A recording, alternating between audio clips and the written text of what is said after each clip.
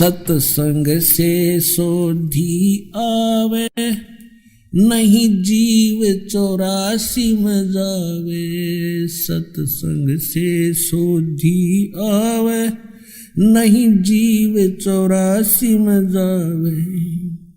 अब मेटो द्वेष और राग, हो राग या उम्र बतेरी जाली। अब मेटो द्वेष और राग, हो राग या उम्र बतेरी जाली। परमात्मा आए थे कबीर जी, उनके साथ कितना अत्याचार किया था, और किसी को उन्होंने एक शब्द भी अप नहीं बोला, किसी को श्राप नहीं दिया, क्योंकि उसको पता था मेरे बच्चे हैं, किसको मारूं और किसको श्राप दूं। तो पुण्यात्माओं, यहाँ आप देख लो पिछले इतिहास, किसी भी संत को जरा सा कुछ कह दे, श्राप दे दे, तेरा नाश होगा और उसकी वीरान मिट्टी हो जाए। अपना भी नाश किया उसने भक्ति का, और अगले को भी दुख दे दिया। तो वो परमात्मा थे। तो इसी प्रकार इसी आधार से आपने इस मार्ग को आगे बढ़ाना है, दास का सहयोग देना है। अब प्रसंग चल रहा है कि जैसे कर्म करते हैं उसका भी फल मिलता है, और फिर कहते हैं गुरु बिन माला फेरते, गुरु बिन देते दान, गुरु बिन दोनों निष्फल हैं, चाहे पूछो वेद पुराण। फिर दोनों ये बात एक पालड़े में कैसे होंगी, दो तलवार एक म्यान में कैसे आएंगी। अब एक म्यान में तो नहीं आएंगी, लेकिन इनको समझाना पड़ेगा। जैसे कोई किसी भी मंत्र का जाप करता है, या जैसे धार्मिक यज्ञ है, भंडारा होता है, ये धार्मिक यज्ञों में से आता है, वैसे ये सारा कुछ मिलाकर करने से ही ये राम नाम की गाड़ी बनेगी। जैसे हम भी यहाँ 5 यज्ञ करवाते हैं, एक यज्ञ है धर्म की, दूसरी यज्ञ ध्यान, तीसरी यज्ञ हवन की, चौथी यज्ञ प्रणाम, और 5वीं यज्ञ ज्ञान की। एक यज्ञ धर्म की, यहाँ भंडारा चलता है भगवान का, बच्चे दान करते हैं, भगवान उनको अधिक से अधिक देता है, क्योंकि दान दिए धन मिले, दान चाहे तो धन कर, धन चाहे तो दान कर। तो दान करते हैं बच्चे, भगवान उनको 1000 गुना देता है। तो यहाँ कोई रोटी खाने नहीं आता व्यक्ति, यहाँ तो भगवान पाने आता है। ये हंस है सतगुरु के जो यहाँ आते हैं। और एक तो दूध वाली गाय ने ये बिनौले खवावे, और एक बिना दूध वाली ने खवावे, तो अंडरस्टूड है उससे क्या लाभ होगा और क्या हानि होगी। कोई ना खवावे बिना दूध वाली ने बिनौले। तो ये जो भगत हैं ये तो दूध वाली भैंस गाय समझ लो, और बिना भगत है वो वैसे। लेकिन खाना द्वार पे आपके कोई आ जा, रोटी अवश्य खिलावे, प्रार्थना 100 बार करे, भोजन पाओ, वो भी एक धर्म है। लेकिन वैसे ही गांव में इकट्ठे करके को खुशी होगी, तुम हमने खवा दो, मैं तुमने खवा दूं, ये कोई धर्म हुआ? ये तो एक परंपरा घेर लिया हमने। तो यहाँ धर्म होता है, शास्त्र अनुकूल साधना होती है। पूरे विश्व में एक स्थान है जो यहाँ पर धर्म होता है, जो शास्त्र अनुकूल साधनाएं होती हैं, और इसी से लाभ होता है। हम परम अक्षर ब्रह्म की मूल की पूजा करते हैं, अन्य कोई शाखा की करता, कोई तने पर की कर रहा है, कोई कहीं लग रहा है। तो और कोई वैसे सिर पैर नहीं, उसका कीकर का लट गाड़ के उसने नो का यू आम का पौधा है, कोई बबूल बो करके उसको आम समझकर सींच रहा है। तो यथार्थ ज्ञान, यथार्थ भक्ति और सत्य प्रमाण आपको यही मिलेंगे। तो जैसे एक यज्ञ है धर्म की, दूसरी यज्ञ ध्यान या भंडारा होता है, दिन रात सदा व्रत चलता है कबीर भगवान का, सदा व्रत है ये। भगवान कबीर साहब का चला हुआ, जीव के बस का नहीं। ऐसे सिस्टम को कोई बना दे या इस पृथ्वी पर चालू कर दे। सतलोक से भेजता अपने बच्चों के लिए एक्स्ट्रा ऐड आपके लिए।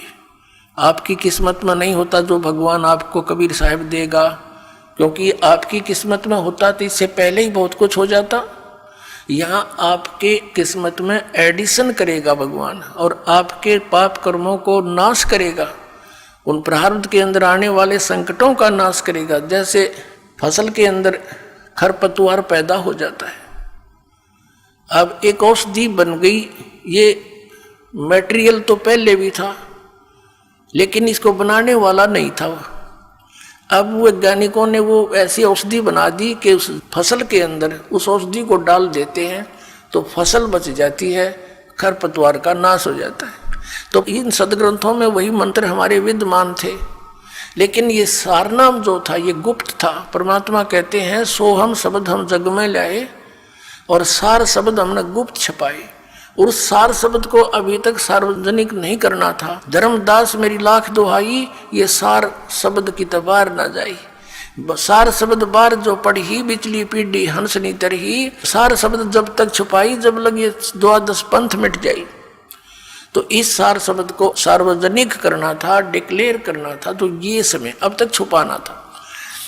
तो ये जो पाप नाशक औषधि ईब तैयार होगी जो खरपतवार का नाश करती है और फसल सुरक्षित रह जाती है। तो इस प्रकार यहाँ जो भंडारे होते हैं, ये भंडारा है, ये धर्म यज्ञ है।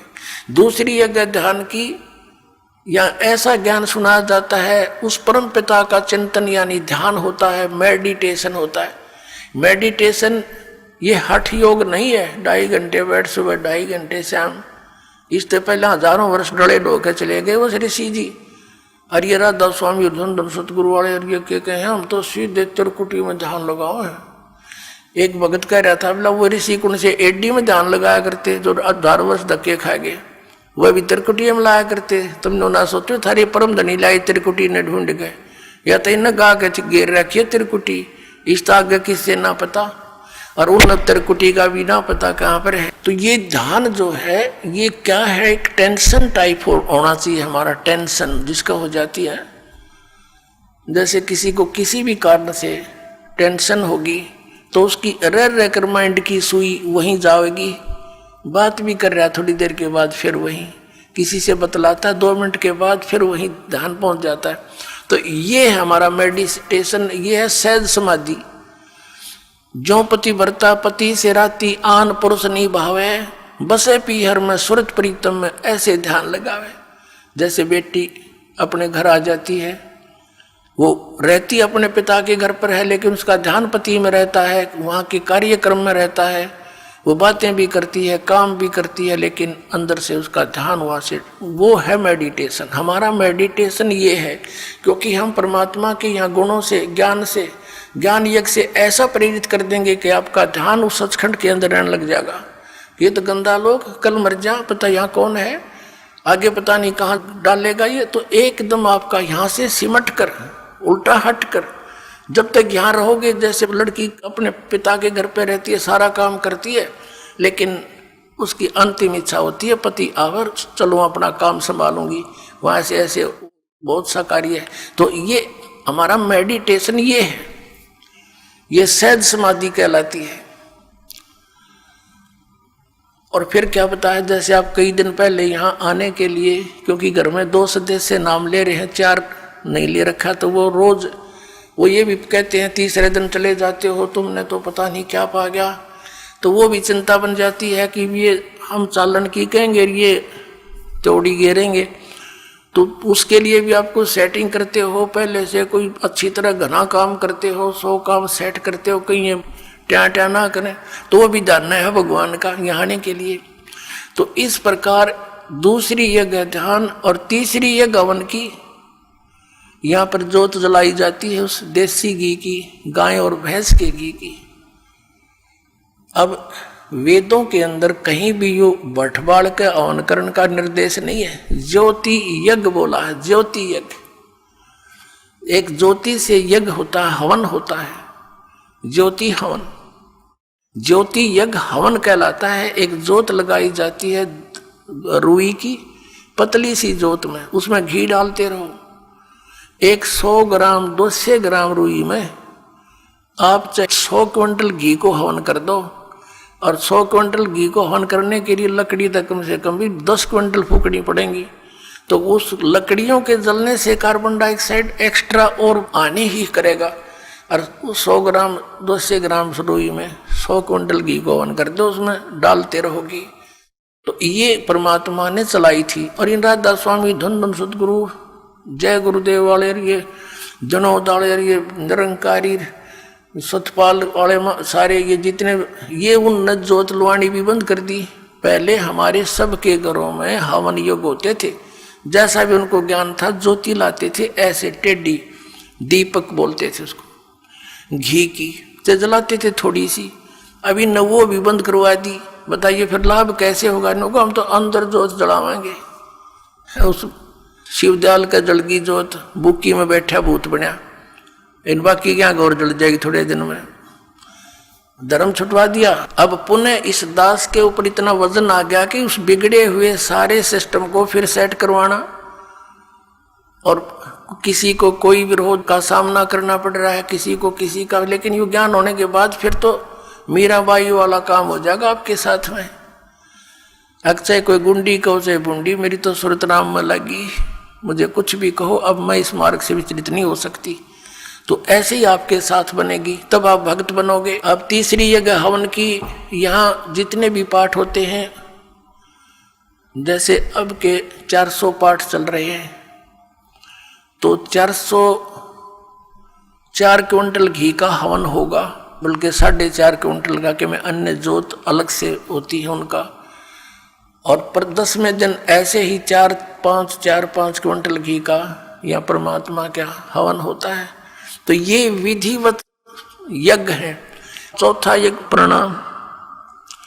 अब जैसे यहाँ दंडोत प्रणाम कराते हैं, इस मन के अंदर, हमारे अंदर इतना गंद भर दिया इस काल ने, अभिमान ठोक दिया। अभिमान के पास भगवान नहीं आ सकता, परमात्मा का और अभिमान का बिल्कुल न सोच ले। नॉर्थ और साउथ पोल समझ लो इनको, ये आपस में कभी नहीं मिल सकते। तो इसको हमने अहंकार को खत्म करना पड़ेगा।